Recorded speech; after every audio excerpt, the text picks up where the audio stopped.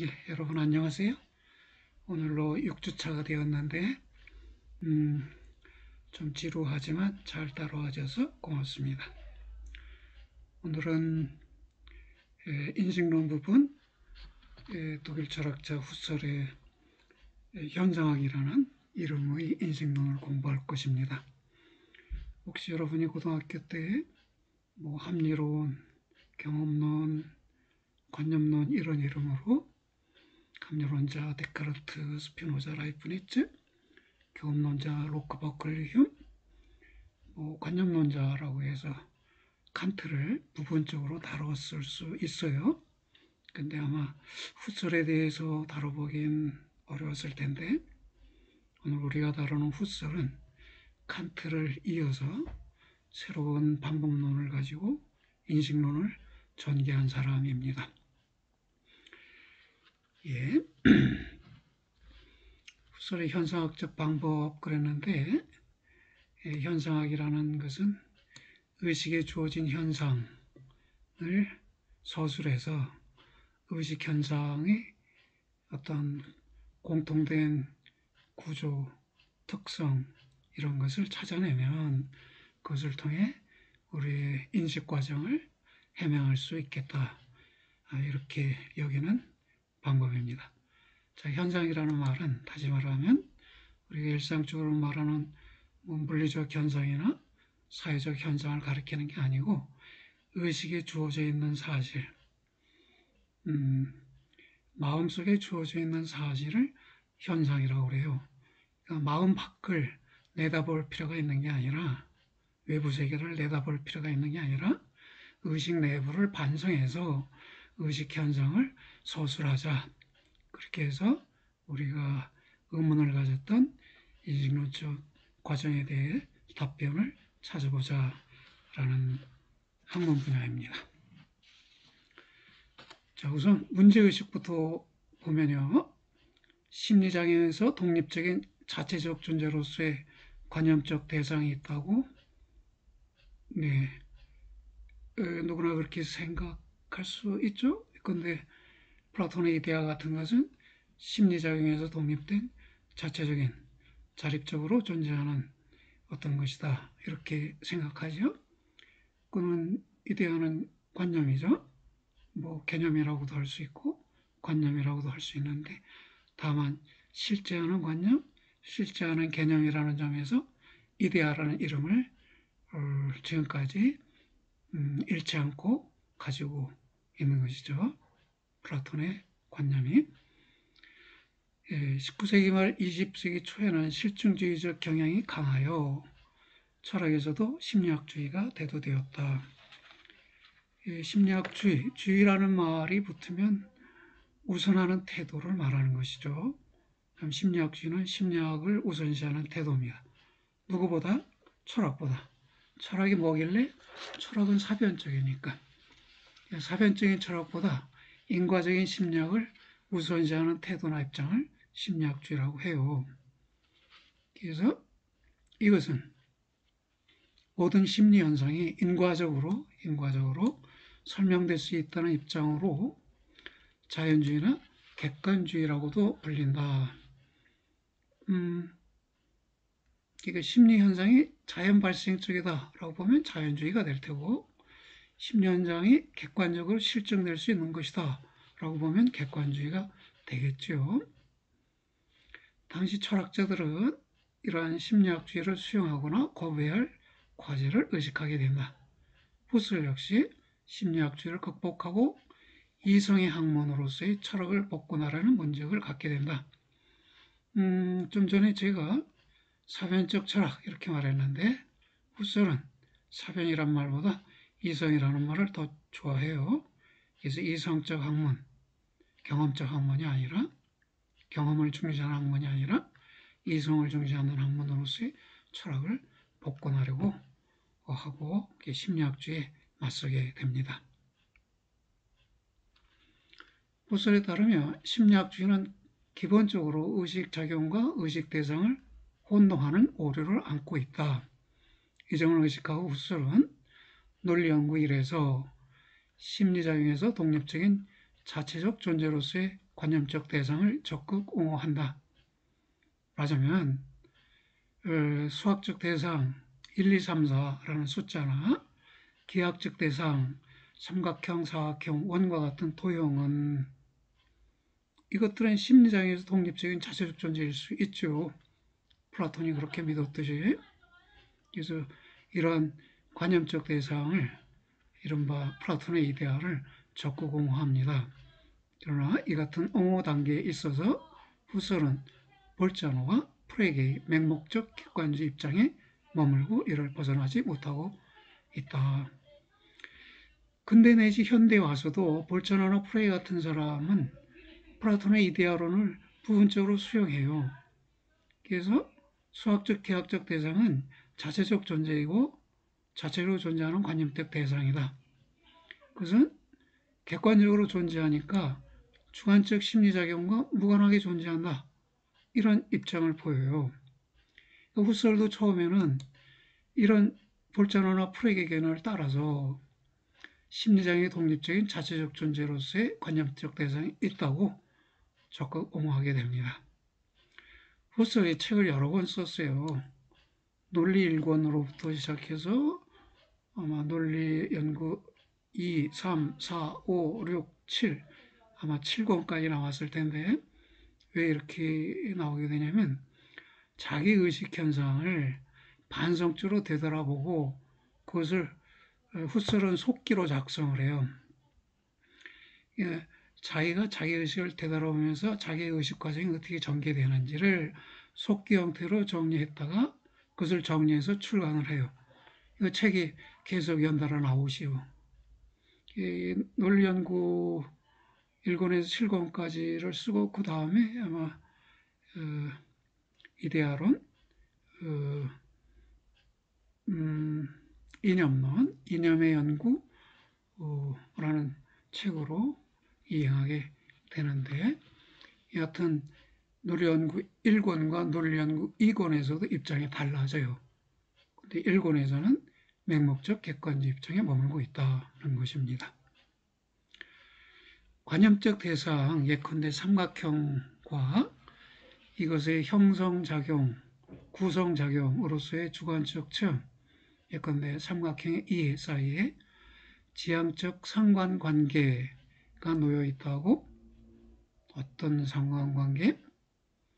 세 선분을 보고 세각을 보고 전체 삼각형을 이해하는 과정.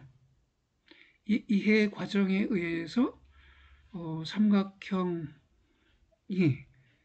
형성되겠죠. 이해하기 전에는 앞에 도형이 있어도 그것이 삼각형인지 모르니까 삼각형으로 이해되었을 때 비로소 삼각형으로 형성되는 것이죠.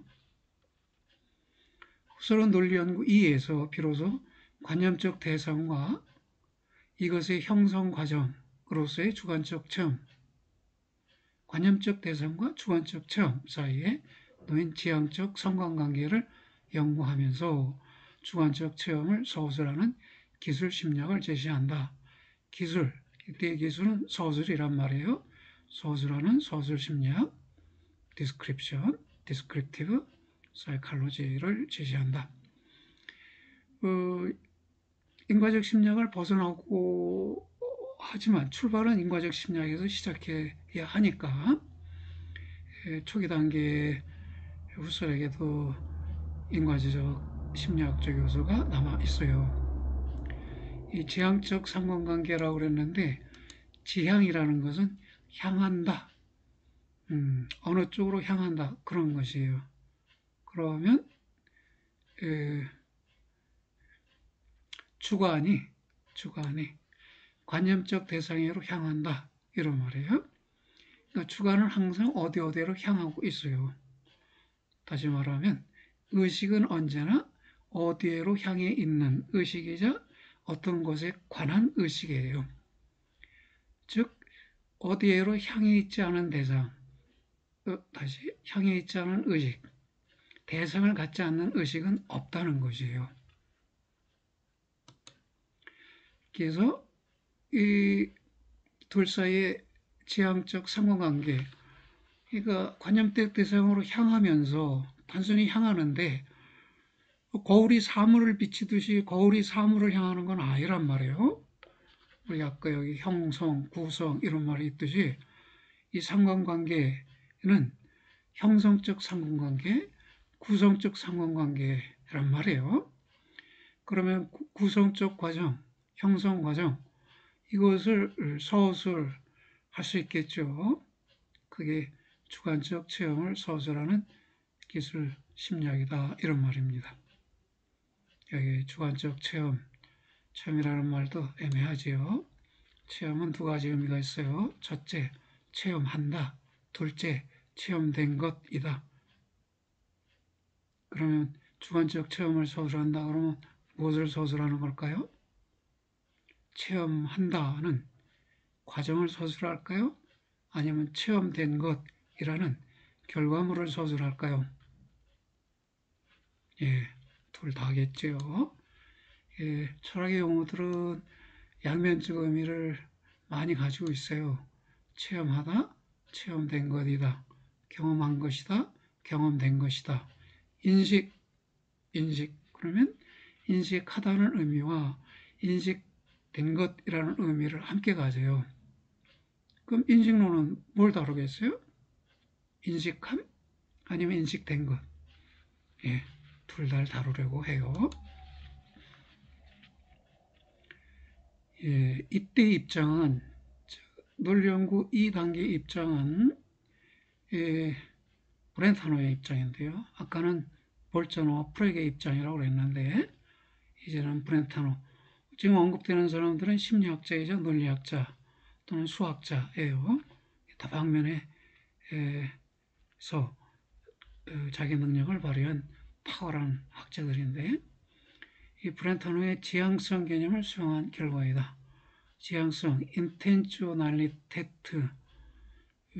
지향하다라는 게 일상적으로는 의도하다라는 의미가 있어요. 근데 지금 우리가 얘기하는 이 맥락에서는 그런 뜻이 아니에요. 그냥 의식이 어디로 향해 있다라는 것만을 가리켜요. 물론 향하면서 구성적 작용을 함께 하는 것이죠. 그런데 여튼 브렌타노가 말하기를 의식은 언제나 대상에 대한 의식이고 그래서 대상으로 향한 지향성을 갖고 있다 그랬어요. 그래서 이 지향성 개념을 수용해서 이런 입장을 취했어요. 주관적 체험을 서술한다는 것은 자기 동일적 관념 대상이 존재한다는 사실로부터 알려지는 의식 주관의 필연적 보편적 구조를 서술한다는 것이다. 의식 주관의 작용의 보편적 구조 이렇게 말할 수도 있고 의식 주관에 의해 체험된 것의 보편적 구조 이렇게 말할 수도 있겠죠. 어떤 포괄적 의미에서 의식 주관의 필연적인 구조, 보편적인 구조를 서술하는 것이 기술 심리학의 과제이다 이렇게 봤다는 것이에요. 이러한 서술은 의식이 지향적인 한에서 즉 대상으로 향해 있는 한에서 의식의 보편적인 지향작용, 어디로 향함의 작용을 기술 서술한다는 것이다. 후설은 이후 이념들 원에서 자신의 현상학적 탐구를 보다 체계적으로 진행하면서 이성의 학문으로서의 철학을 복권하는 과제를 구체화한다. 복잡하죠.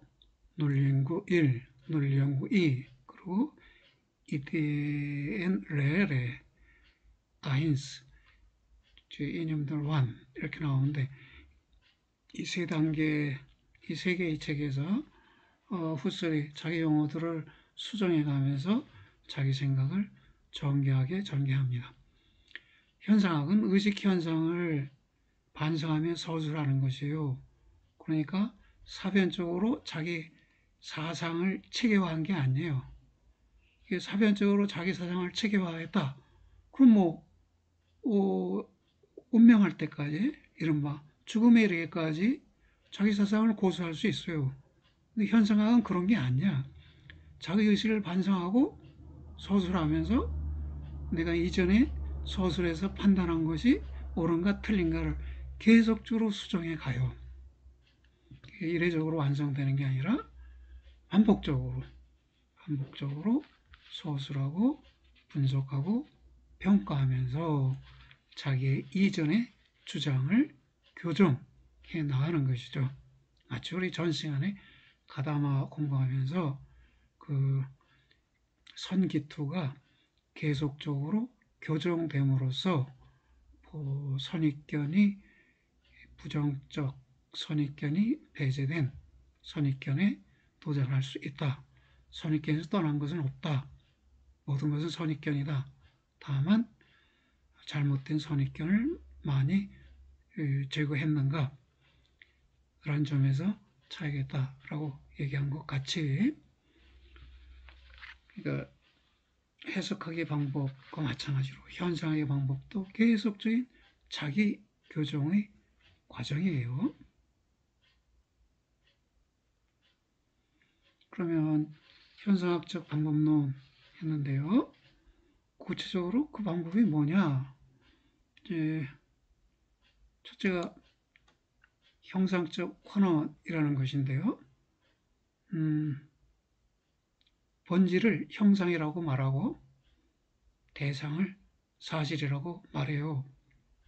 그래서 대상에서 형상, 본질 형상으로 돌아가는 것이 형상적 환원이라는 절차입니다. 그게 약속이에요. 약속. 형상적 환원이 뭐냐? 형상애로 귀환한다. 그것을 형상적 환원이라는 용어로 표시합니다. 그래서 후설은 이념들 원에서 대상의 본질을 확보하는 방법론을 구체화합니다. 그것이 이른바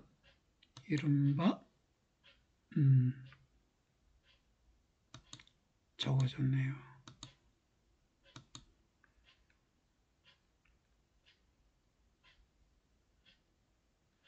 본질 직관을 위한 형상적 환원이다. 이것은 의식이 사실의 세계로부터 본질 형성의 세계로 관심을 전환하는 일인데 다음에 3단계로 이루어진다. 그 형상적 환원, 이 3단계이고 그 마지막 단계가 본질 직관이다. 이런 얘기네요. 그래서 대상에서 그 본질을 찾아내는 절차가 셋이 됩니다. 첫째는 자유변경인데요. 임의의 원상에서 이 arbitrary original image, 그렇게 말할 수 있겠죠?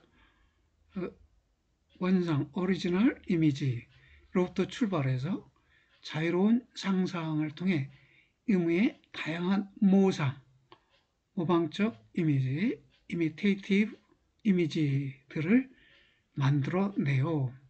예컨대 머릿속에 삼각형을 떠올리고 그걸 다양하게 변경시켜 보는 것입니다. 옆으로 눕혀 보기도 하고 뒤집어 보기도 하고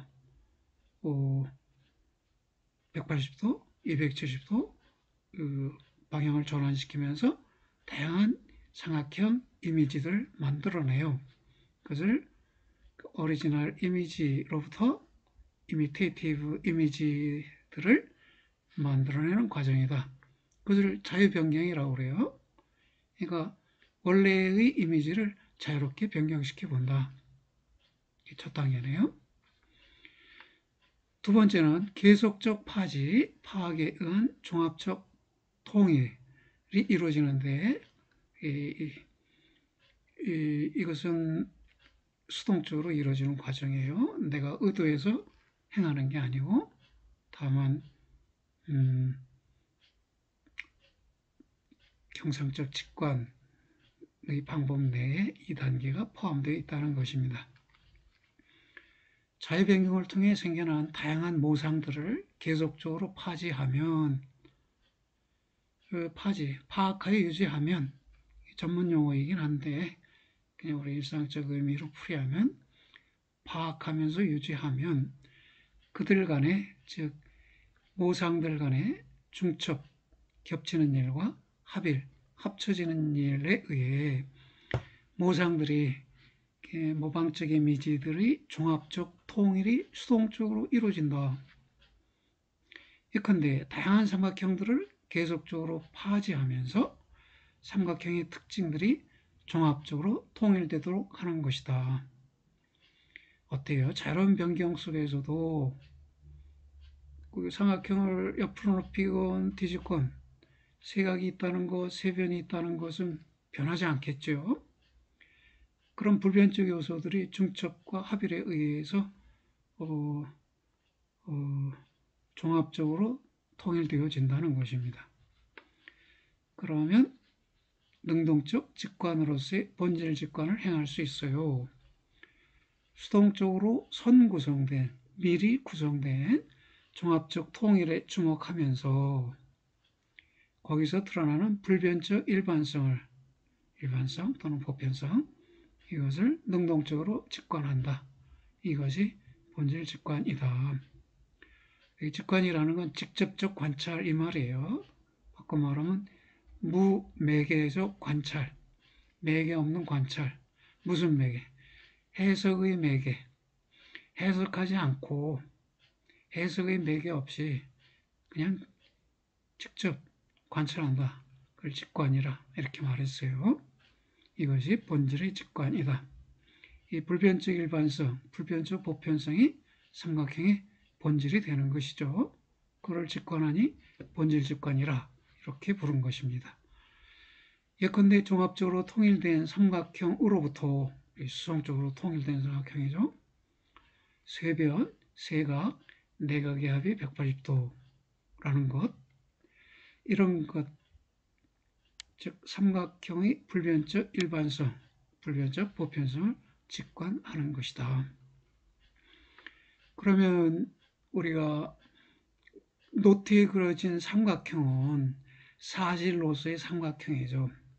근데 내가 머릿속에서 임의 삼각형을 자유변경을 통해서 그 불변적 일반성이 나타나도록 하고 그를 직관했을 때 그 직관된 삼각형은 본질로서의 삼각형 또는 형상으로서의 삼각형이죠. 사실로서의 삼각형이 아니라는 것이죠. 그러면 사실로부터 형상 내지 본질로의 환원이, 귀환이 이루어졌네요. 그 다음에 현상학적 환원이 또 하나의 방법으로 두 번째 방법으로 소개되는 것인데요. 본질을 의식의 외부의 것으로부터 의식 내부의 것으로 간주하는 과정이 있다고 형상적 환원을 통해 얻은 본질에 대해 그것이 사실세계에 속한 것인지 의식세계에 속한 것인지가 물어질 수 있다. 머릿속에서 자유변경을 통해 얻어낸 삼각형이라 해도 그것이 플라톤의 이데아와 같이 이데아 세계에 자립적으로 존재한다. 이렇게 보면, 즉 볼자노나 프레게와 같이 보면 그 삼각형의 본질은 사실세계에 속하는 게 되겠죠. 그것은 맹목적 객관주의에 해당한다. 아까 얘기했던 것이죠. 후살이 한때 볼자노와 프레게를 따라 맹목적 객관주의 입장을 취했었다. 이 맹목적 객관주의를 벗어나려면 형상적 환원을 통해 얻은 본질을 사실세계로부터 분리된 의식 내재적 본질로 되게 해야 한다. 후설은 이를 위해 형상적 환원의 방법을 제시한다. 이것은 의식 초월적 본질을 의식 내재적 본질로 되게 하는 방법으로 판단 중지와 초월적 환원의 두 단계로 이루어진다. 약속적 기호들이에요. 여러분이 판단 중지라는 말로 무엇이 의미되고 있고 초월적 환원이라는 말로 무엇이 의미되는지를 알아차리면 됩니다. 아래에서 설명해 드릴 거예요. 판단을 중지하면 남게 되는 것이 의식 체험들의 흐름 내지 흐름으로서의 의식 체험들이라고 외부 세계가 배제되면 남는 거는 의식 세계니까 의식 안에 체험들의 흐름 또는 흐름으로서의 의식 체험들 이게 남게 되겠네요. I'm sorry. 판단 정지. 이것은 사람들이 지닌 자연적 태도의 일반 정립을 중지하는 것이다.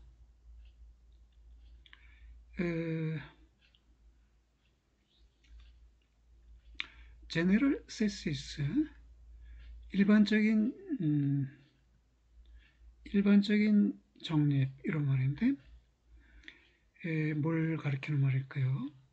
자연적 태도의 일반 정립이란 좁은 의미로는 사실계와 사실세계가 객관적으로 실체한다고 보는 소박한 확신을 말하고 일상에는 그렇게 보죠. 사실세계가 주관과 무관하게 객관적으로 실체한다 이렇게 보죠.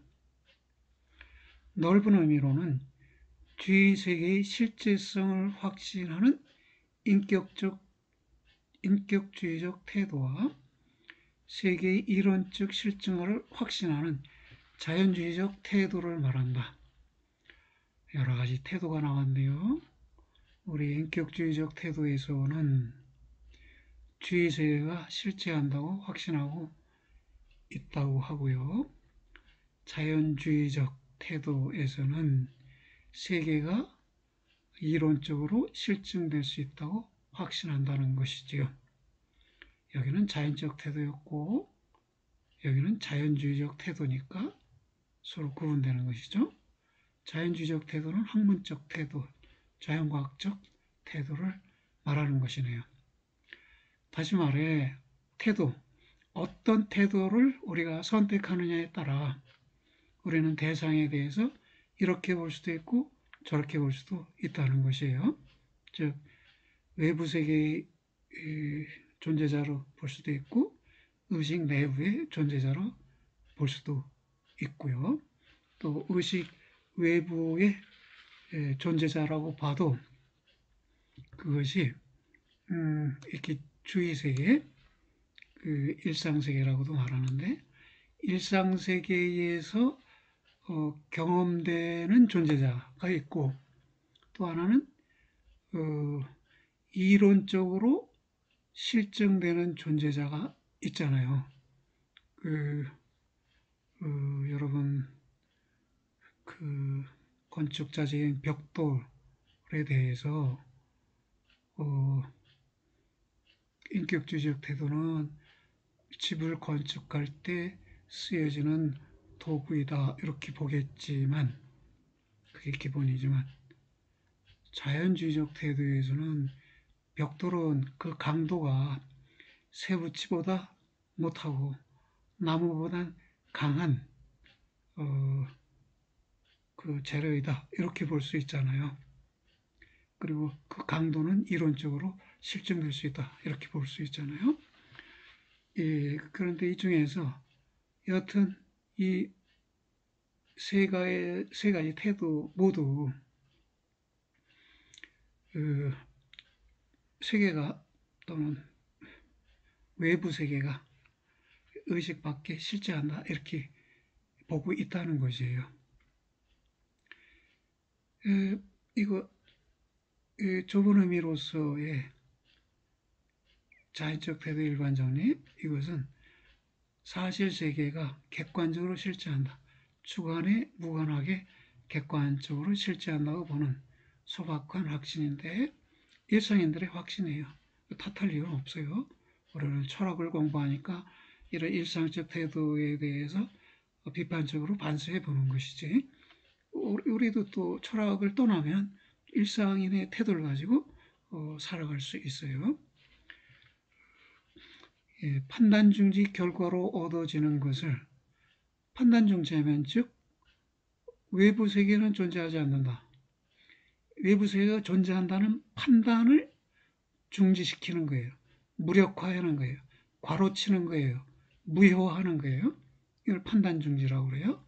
외부 세계가 존재한다는 판단 또는 판단적 확신, 이것을 중지, 무효화, 가로치기 하는 것이 판단 중지인데, 그러면 남는 게 뭐냐? 그 남는 것을 현상학적 자녀, 현상학적 나머지라고 하는데, 그것이 순수의식의 체험료라는 것입니다. 의식 속의 체험의 흐름, 그것만이 나머지로 남게 된다는 것이네요. 이 체험료는 충전적이고 아데크바트한 에비덴츠, 충전적 명증이란 일면적으로 명지어진 파악이 아니라 원본적 직관에 의해 있는 그대로 본질이 남김없이 파악되어 있음을 말하고, 필증적 아버딕티슈 에비덴츠란 의심이나 존재 부정의 가능성이 아예 불가능함을 말한다. 충전적은 충분하고 완전해서 남아있는 것이 없다, 이런 말이에요. 남아있는 것이 없을 정도로 충분하고 완전하다. 그래서 명증적이다.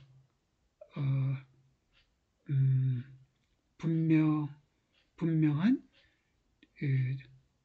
증명에 해당한다 하는 것이네요. 어떤 걸까요? 여러분,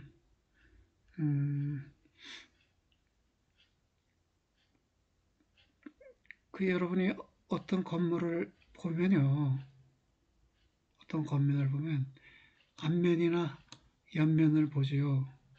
그러면 뒷면은 못 보죠. 뒷면은 못 봐요. 그러면 이렇게 우리가 눈으로 바라볼 때 뒷면은 그 이전에 보았던 다른 건물의 뒷면으로 우리가 채워요. 그래서 건물 하나를 앞면을 바라보지만 측면, 뒷면까지 나름대로 다 이해해 보래요. 신기하죠? 이 음영이라는 건 그림자라는 것인데요.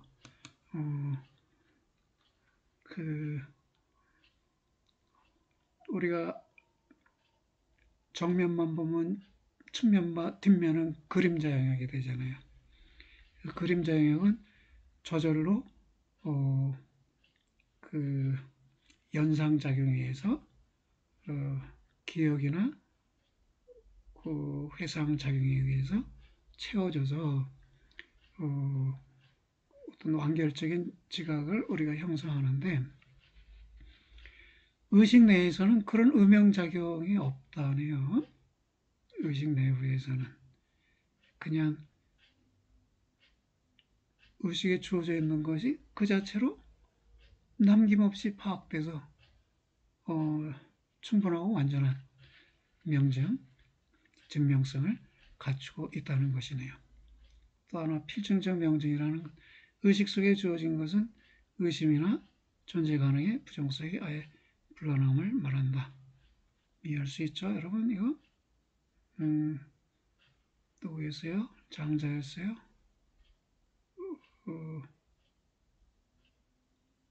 그렇죠. 장자가 꿈에서 호랑나비 꿈을 꿨어요. 그런데 꿈에서 깨어나 보니까 자기가 호랑나비가 아니라 사람이란 말이에요. 그럼 장자가 고민할 수 있겠죠? 내가 원래 호랑나비인데 꿈에서 깨어나 지금 사람인 것이냐? 아니, 원래 사람인데 아까 잠시 호랑나비가 되었던 것이냐? 이렇게 의심할 수는 있지만, 의심하는 당사자인 장자가 있다는 건 의심할 수 없죠. 장자가 사람이든 호랑나비든 상관없이 자기가 호랑나비인지 사람인지를 의심하는 그 당사자로서의 장자는 그 존재를 의심할 수가 없잖아요. 이건 누구 얘기예요? 데카르트 얘기잖아요. 데카르트의 코기트 에르고 줌이라는 것은 나는 의심한다, 고로 존재한다, 그런 의미도 돼요. 데카르트가 나는 내가 존재하는지 꿈을 꾸고 있는지 사람인지 천사인지 의심스럽다. 그런데 바로 이렇게 의심한다는 것은 의심하는 나 자신은 존재해야 한다는 것을 전제로 하고 있기 때문에 내가 의심한다면 나는 존재하는 것이다. 그렇게 말한 것이죠. 그래서 이른바 코기토 에르고 줌, 사유한다고로 존재한다.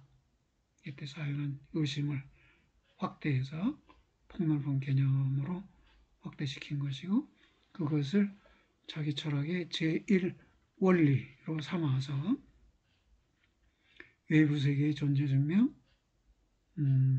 자기 자신의 존재 증명, 신의 존재 증명을 수행해서 자기 철학을 구축했단 말입니다. 그런데 여기서도 비슷한 맥락에서 내 의식 속에 있는 것은 내가 의심할 수 없잖아요. 그 의식 속에 있는 게 그 상상된 것이건 거짓이건 착각이건 상관없이 의식 속에 있다는 것은 의심할 수 없죠.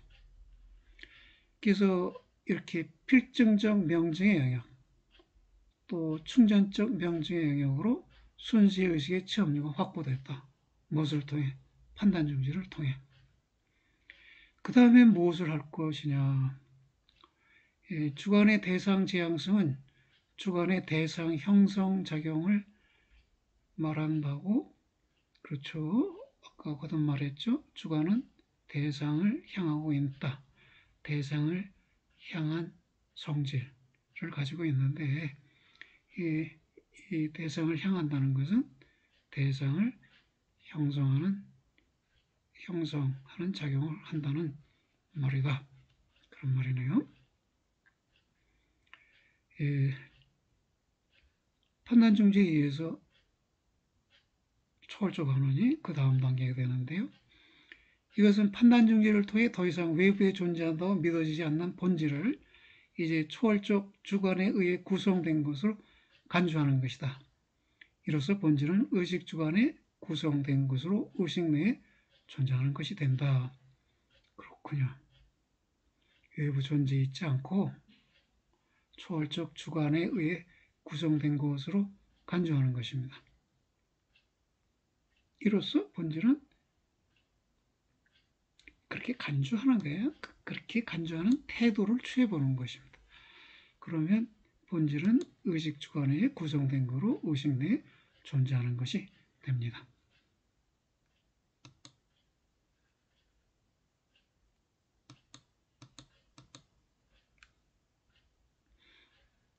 이러한 초월적 환원의 결과로 모든 대상은 초월적 주관의 상관자로 되고 이로써 초월적 주관의 대상 형성작용 내지 본질 구성작용도 파악될 수 있다.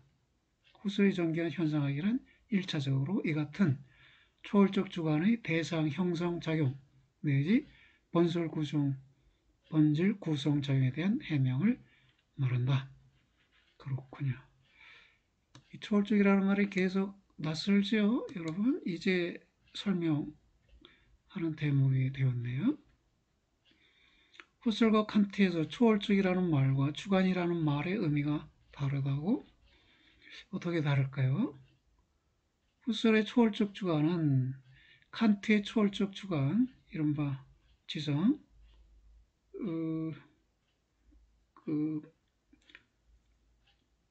순수이성 비판, 그렇죠? 그리고 판단력 비판, 실천이성 비판. 그러는데 칸트가 이성이라는 말 말고 또 다른 말로 이성은 퀘어 눈프트인데 퀘어 슈탄트라는 용어를 써요. 옛날에 번역으로 오성이라고 번역했는데 우리 익숙하지 않은 단어로 지성이라는 단어로 요새는 새롭게 번역해서 쓰고 있어요. 그러니까 이론이성이 지성이에요. 이론이성 비판할 때 그 이론이성이 지성인데 이 칸트의 초월적 주관이 두 가지 차이점을 갖는다. 이것에 대해 하나의 차이점은 초월적이라는 말의 의미에 놓였다. 트랜스젠덴탈 이라는 말의 의미가 다르다. 칸트에 있어서 초월적이란 말은 선언적, 아프리오리 또는 에프라이오리이며 동시에 경험적 인식을 가능케 하는 이라는 의미를 갖는다. 초월적이란 말의 의미 구성 요소가 둘이라는 거예요. 첫째 선언적이고 둘째 경험적 인식을 가능케 하는 또는 경험을 가능케 하는 이런 두 의미를 갖는다는 것입니다. 선언의 의미는 여러 번 설명드렸죠. 험자는 경험이에요. 선은 선행, 경험에 선행하는 이것을 선험적이라고 그래요. 경험의 선행에서 우리가 알고 있는 것이 있다. 그럼 그것을 선험적 지식 이렇게 말할 수 있죠. 경험을 통해서만 얻어진 지식, 그를 가리켜서는 후험적, 경험 이후의 지식이라고 해서 후험적, posteriori라는 용어를 반대말로 사용하고 있어요. 그런데 후설에 있어서는 초월적이라는 말에 선험적이라는 의미가 없다. 다만 인식을 가능케 하는 혹은 대상을 구성하는 이라는 좁은 의미를 갖고, 그렇다면 이 두 개의 의미 요소 중에 첫 번째 선험적 경험에 앞서서 존재하는 것, 그런 것은 배제된다는 것이에요. 뭐가 배제될까요? 그 아래 설명이 될 겁니다. 그리고 넓은 의미로 쓰일 때는 이 초월적이란 말이 인식 형성의 궁극적 원천으로 되물어가는 이라는 의미를 갖습니다. 인식 형성의 궁극적 원천, 이게 뭘까요? 의식 체험료일 수도 있고 또는 의식에 주어진 감각 자료일 수도 있고 그것으로 되물어가는 이런 작업을 지칭하는 말로 초월적이라고 그 용어를 사용한다는 것입니다. 따라서 후설에게는 칸트와 달리 선험적이면서 초월적인 지성범주들이 존재하지 않는다. 존재되지 않는다. 지성범주 또는 오성범주라고 해서 칸트가 12개를 제시했죠. 성질, 분량, 양상, 관계, 이 네 영역 각각의 3개의 범주가 있어서 모두 12개의 범주가 선험적인 범주이고 이 선험적인 범주가 경험적 인식을 가능하게 한다. 이렇게 설명했어요. 근데 후설은 이 지성범주들을 전제하지 않습니다. 이 지성범주들을 전제하지 않아도 인식 과정을 충분히 설명할 수 있다는 거예요. 그러니까 현생학의 표어가 혹은 모토가 아무런 전제가 없는 학문이라는 것이에요. 아무것도 전제하지 않는 학문을 이제 모토로 하는 게 현상이기 때문에 인간에게 날 때부터 12개의 선험적 지성범주가 있다라는 이런 전제를 수용하지 않은 것이네요. 또 다른 차이점은 주관이라는 말의 의미에 놓였다. 후설에게서 주관은 여러분 어렵나요? 주관, subject, object, 주관을 subject, 객관이나 대상을 object 이렇게 말하는데요. 우리 동양의 언어는 주인이란 말이에요. 주인과 손님 해서 주관을 주인이라고 하고 대상이나 객관을 잘 말하고 있나요? 주관을 주인이라고 하고 손님이나 대상이나 객관을 손님이라고 주객이 전도됐어요. 이런 말 썼죠.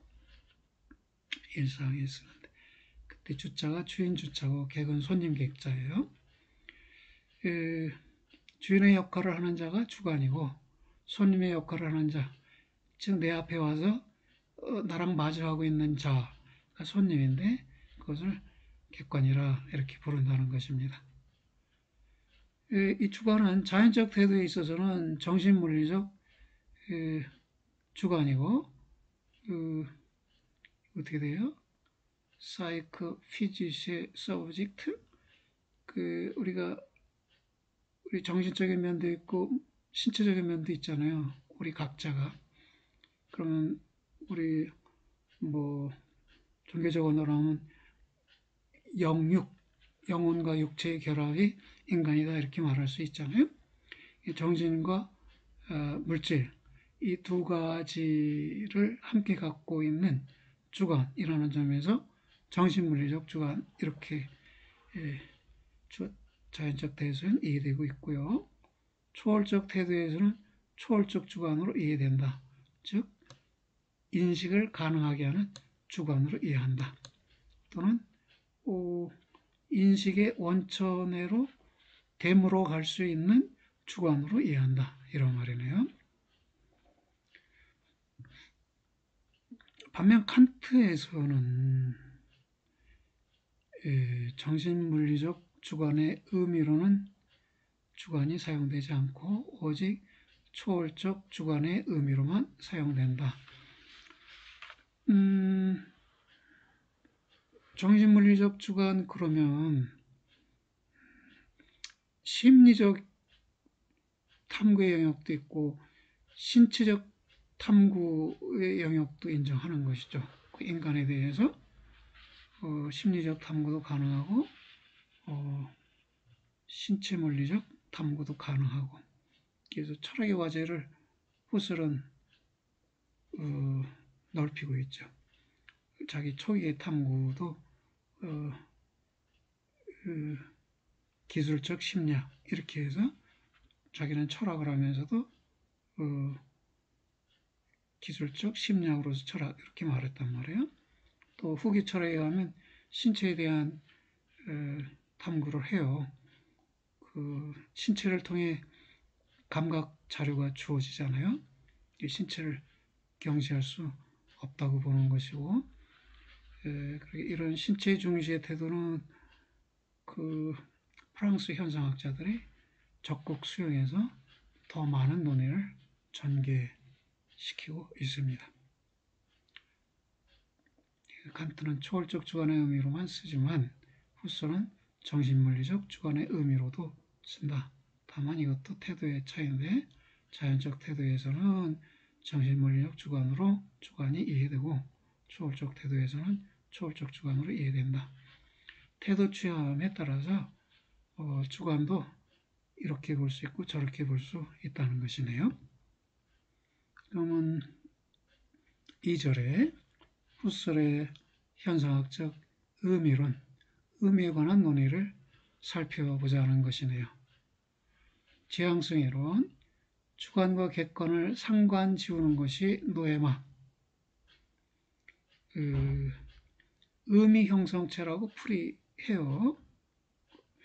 그리고 그냥 또는 노에마적 의미 이런 말도 나오고 하여튼 다양한 용어가 등장하는데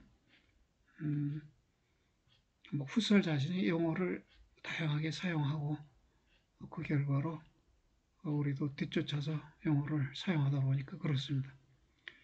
노에마에 앞서 주관과 객관이 있다고 말할 수는 없다고. 자, 노에마라는 말부터 설명해 볼까요? 우리가 알고 있는 이성이라는 말이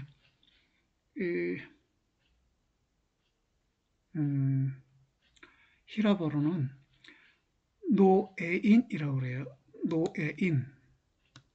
앞글자 2개 같겠네요. 노에인. 노에인의 의미는 알아차리다라는 뜻이에요. 그럼 알아차림의 작용을 노에시스라고 그래요. 그리고 노에마는 알아차려진 것이에요. 그러니까 알아차려진 것이니까 의미를 갖고 있는 것이고 주관에 의해 형성된 것이고 주관에 의해 형성된 의미체다. 주관에 의해 형성된 의미로 형성된 무엇이다. 그래서 이제 의미 형성체라고 하는데 아직 노에시스라는 말이 안 등장했는지 모르겠는데 아래쪽에는 나오겠죠. 다시 한번 노에인 하면 알아차리다 라는 동사예요. 노에시스 그러면 알아차림의 작용을 가리켜요. 노에마 그럼 알아차려진 것 이런 뜻이에요. 이 독일어도 아니에요. 후슬 자신이 만들어서 사용하는 거예요. 히라보의 노예인이란 단어에 어원을 두고 만들어 쓰는 말입니다. 그러면 이 주관과 객관을 상관지우는 것, 매개하는 것은 노에마이고 이 노에마에 앞서서는 주관과 객관이 있다고 말할 수 없다고? 어때요, 여러분? 주관과 객관이 있고 먼저 있고 이 둘이 만나서 노에마가 만들어질까요? 아니면 노에마를 분석하면 사후적으로 주관과 객관이 찾아질 수 있는 것이지 노에마 이전에는 주관과 객관이 있는 게 아니다. 이렇게 말해야 할까요? 어느 어제가요. 어제가 부활절이라고 그러는데요. 부활절이었죠. 그러면 그런 예수님과 베드로가 있었고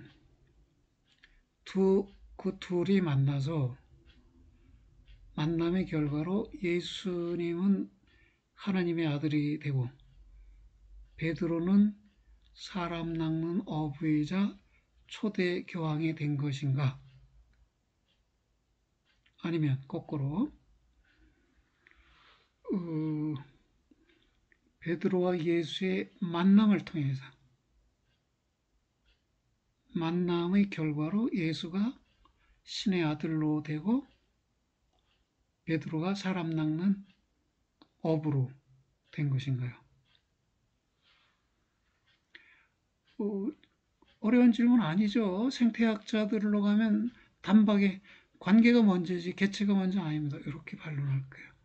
주관객관의 만나 있는 관계가 선행하지 개체들이 먼저 있고 개체들이 만남의 결과로 관계가 2차적으로 있게 되는 것이 아니다. 그렇게 공동체주의자나 생태주의자나 종교인들은 그렇게 주장할 수 있습니다.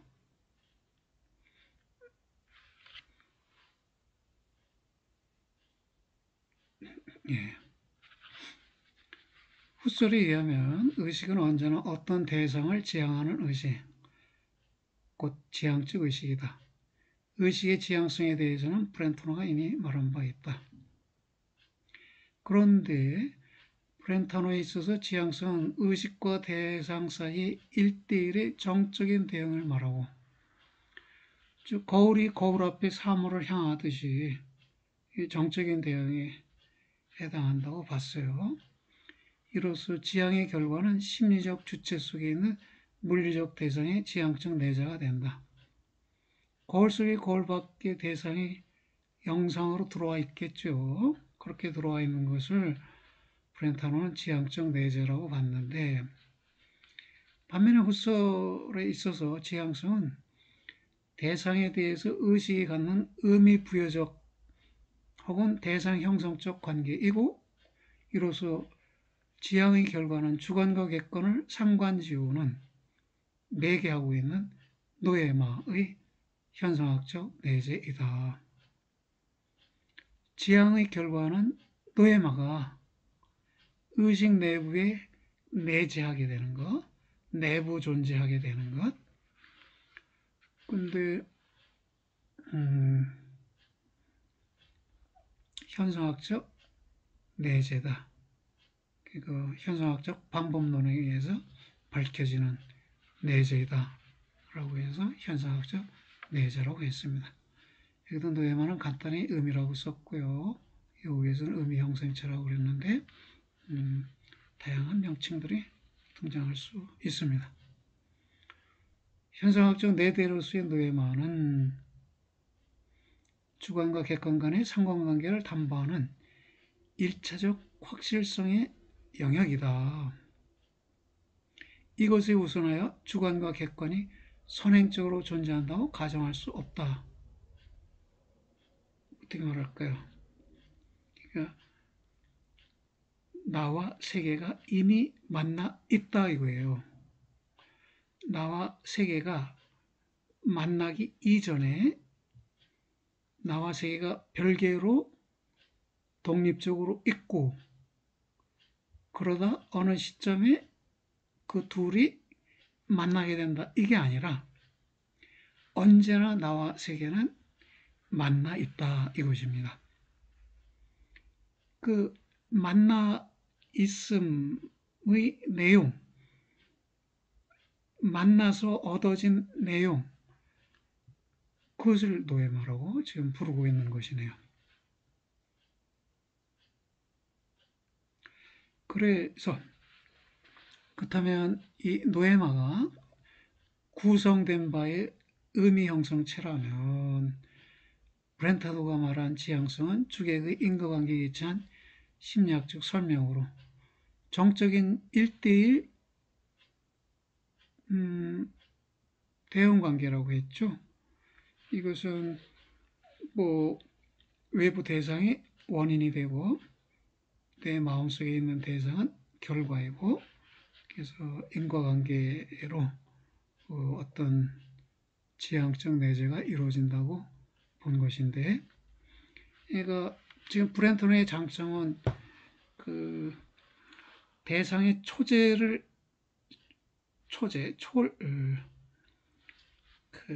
태어나 의식 밖의 존재, 의식 초월적 존재, 그를 부정했다는 점. 이거 수학적 기호나 그 이데아들이 의식 밖에 자체적으로 존재한다는 이런 견해를 거부했죠. 그 견해는 볼자노와 프레게의 견해인데 그걸 맹목적 객관주의라고 비판했단 말이에요. 그건 브레타노의 공적이죠. 이 브레타노는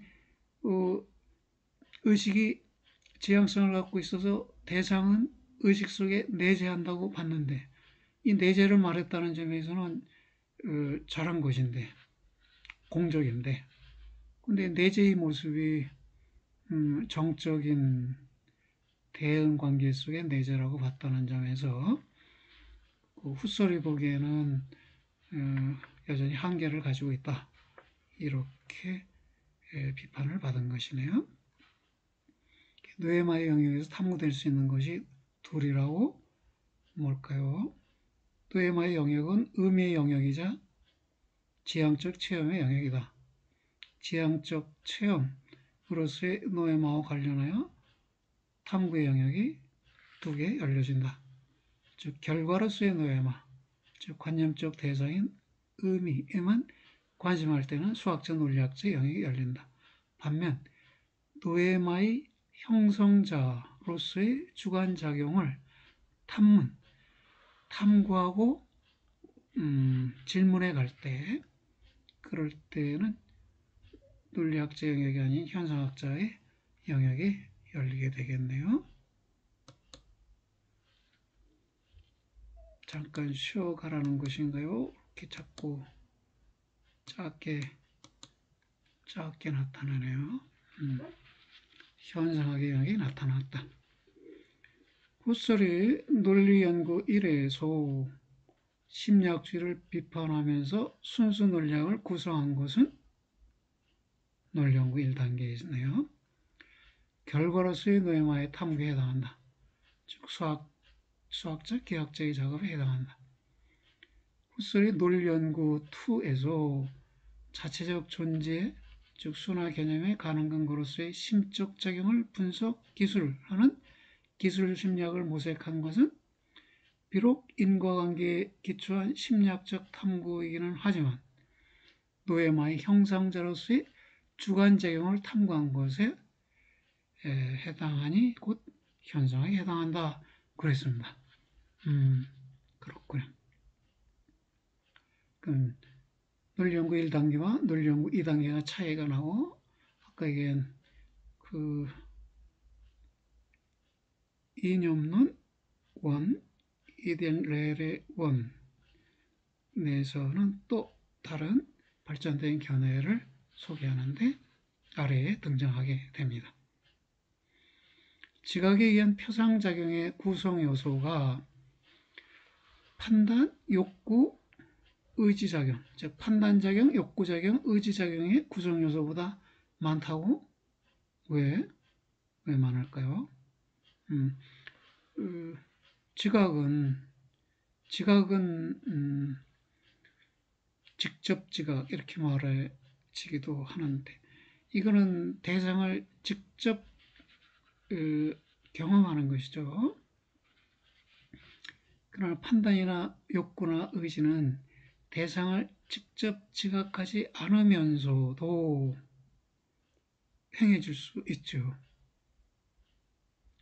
그래서 후설이 말하는 현상학이란 대상성으로부터 이것을 의식하는 체험 및 활동적 형성 작용애로 됨으로 가려는 시도 및 과제로 정의된다.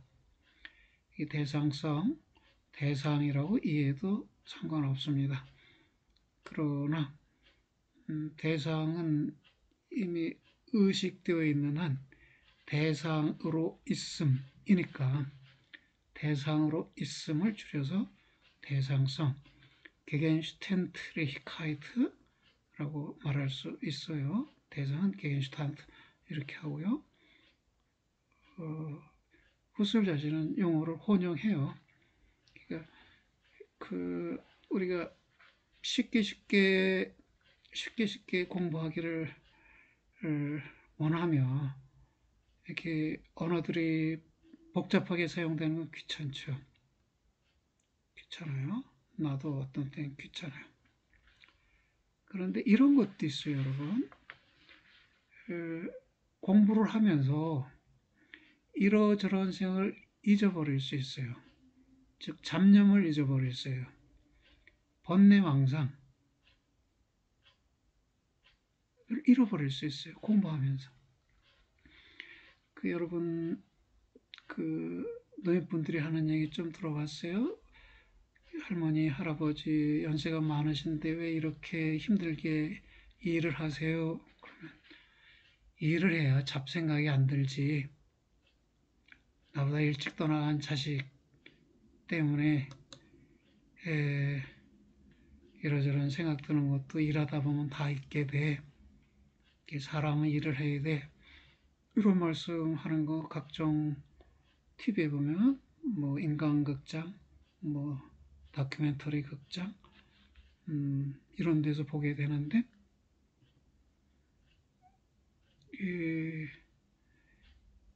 파르메데스가 철학 공부를 권유한 것도 바로 그 영혼의 정화, 걱정, 근심, 번뇌, 망상을 벗어내고 그냥 평온한 영혼을 얻기 위해서 철학 공부가 필요하다 그랬단 말이에요. 그래서 여러분도 더러 이 강좌에 집중하는 동안에는 이러저런 잡생각에서 벗어나는 훈련을 해보세요. 여러분 스스로 하고 있기도 할 거예요. 영문 텍스트 번역해와라 또는 독일어 텍스트 몇 쪽 번역해와라 그러면 여러분이 거기에 전력 집중하는 동안에는 잡생각에서 벗어날 것이에요. 뭐 이미 하고 있는 것이겠지만 우리 공부에서도 한번 시도해 보세요. 되물어 가려는 시도, 그게 현상학이다. 논리 연구에서 1권에서 7권 총괄해서 여기서 밝혀진 바에 의하면 지향작용은 작용 성질과 작용 진료의 두 요소를 가진다고 한다. 악트 퀄리테트 그랬네요. 악트 마테리에 그랬어요. 액트 퀄리티, 액트 메터 그렇게 되나요? 영어로도 비슷하게 표현될 텐데 이 두 요소를 가지며 여기서 작용 성질이란 표상작용, 판단작용, 욕구작용과 같은 작용 성격을 뜻한다. 다 같은 작용인데 성격이 다르죠. 표상, 이미지 메이킹과 판단, 저지먼트와 욕구, 이건 서로 다른 것들이잖아요. 성격이 달라요. 다 같은 작용이라고 해도 욕구는 뭔가요? 디자이어, 그렇게 표현합니까? 여튼 성격이 다르지만 다 같은 작용인데 이것들을 총괄해서 작용성질 이렇게 불렀고요. 또 작용진료란 작용성질이 상이함에도 불구하고 성립하는 공통적인 내용으로 그들에게 들어있는 파악 의미를 말한다. Auffassungs진 그랬어요. 그 파악 의미. 그러니까 표상을 통해 파악하고 있는 의미가 있고 판단도 판단 작용이에요. 판단 작용도 그 이꽃은 붉다. 이꽃은 붉은지 분홍인지 잘 모르겠다. 이것도 판단이죠. 이꽃을 집에 가져다 옮겨 심고 싶다. 아니면 집에 화분에 있는 꽃을 오히려 집 밖에 화단에 옮겨 심고 싶다. 이건 다 욕구죠. 이럴 때 그렇게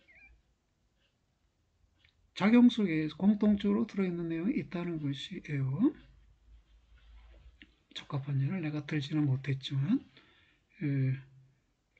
그 꽃을 표상하고 무슨 꽃이 있을까요? 진달래꽃을 표상하거나 진달래꽃에 대해서 판단하거나 진달래꽃에 대해서 욕구하거나 하는 것 속에 공통된 내용이 있을 수 있고 그것을 파악의미라고 부른다는 것입니다.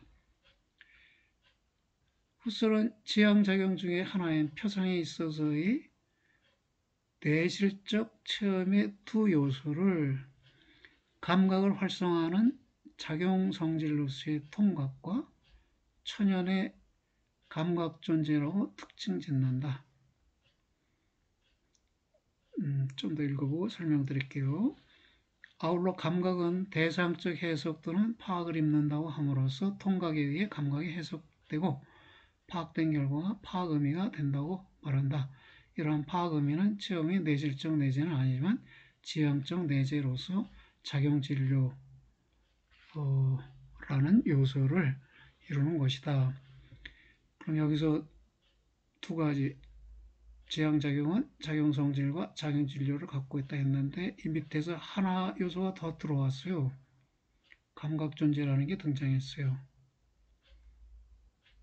예, 작용성질로서의 통각이 있고 감각존재가 있고 그리고 파악의미가 있다.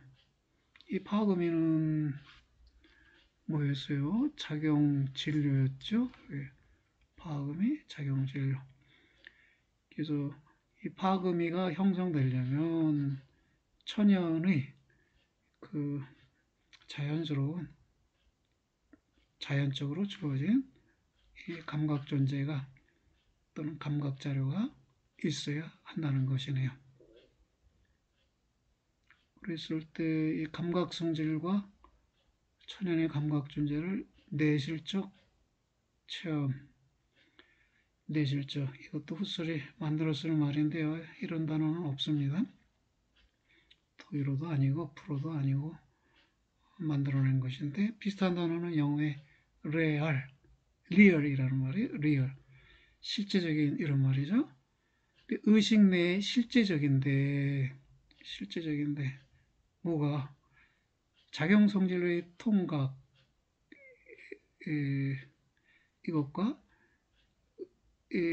의식 속에 주어져 있는 감각자료 이게 다 그 내실적인 것인데 또는 내재적인 것인데 그런데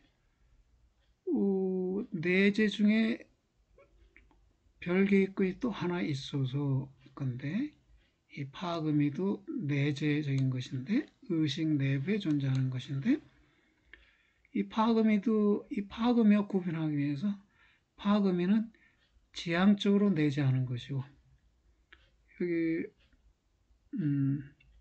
이 두 가지는 내질적으로 내재하는 것이다. 이렇게 표현을 썼어요.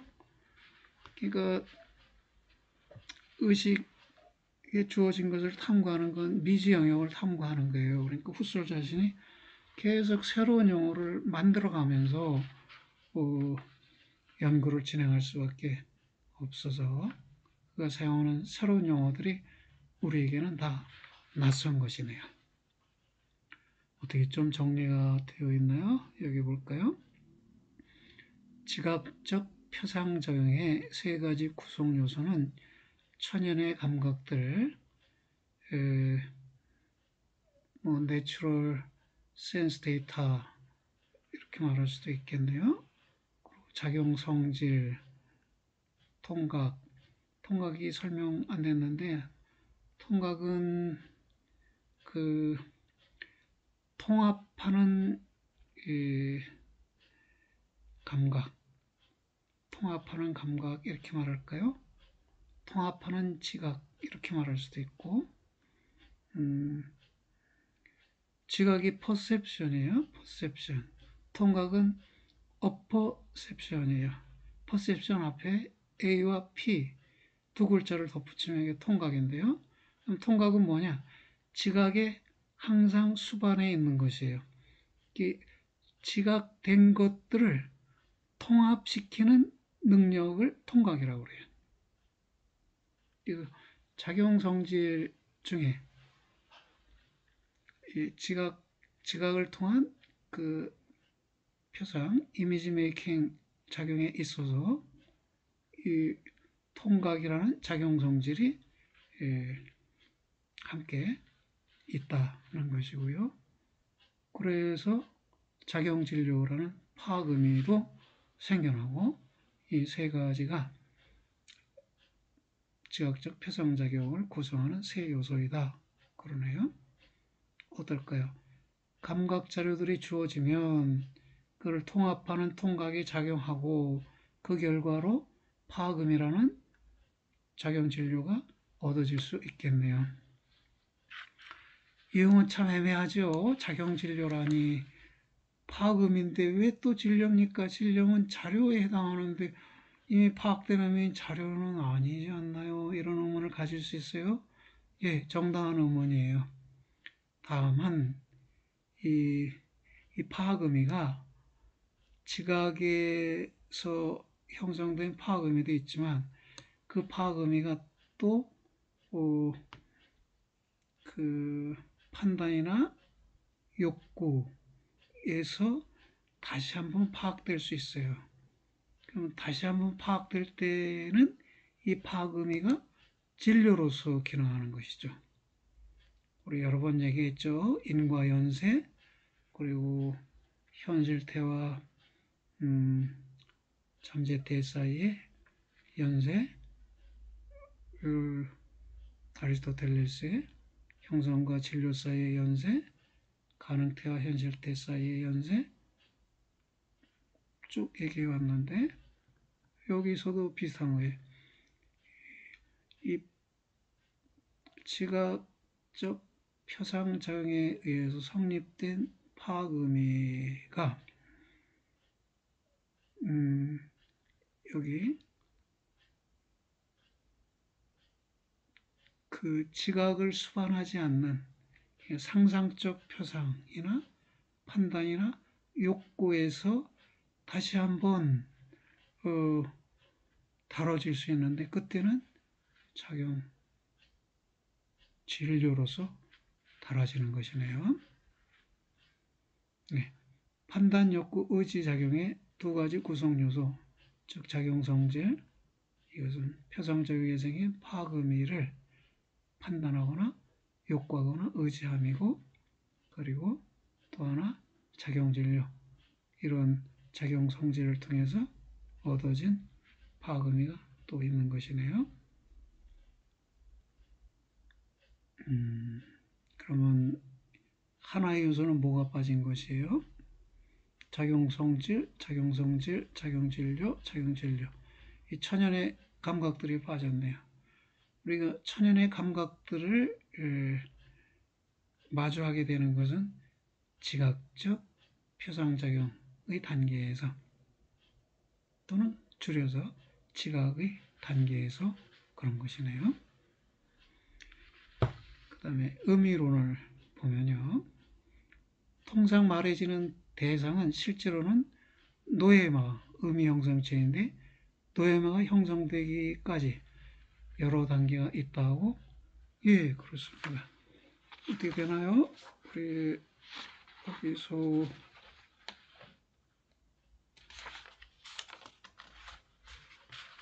예, 한마디 하고 쉬도록 할까요? 아니면 먼저 쉬고 다음 시간에 이어서 할까요? 예, 여기까지 하고 우리 쉬도록 하겠습니다. 수고들 했어요.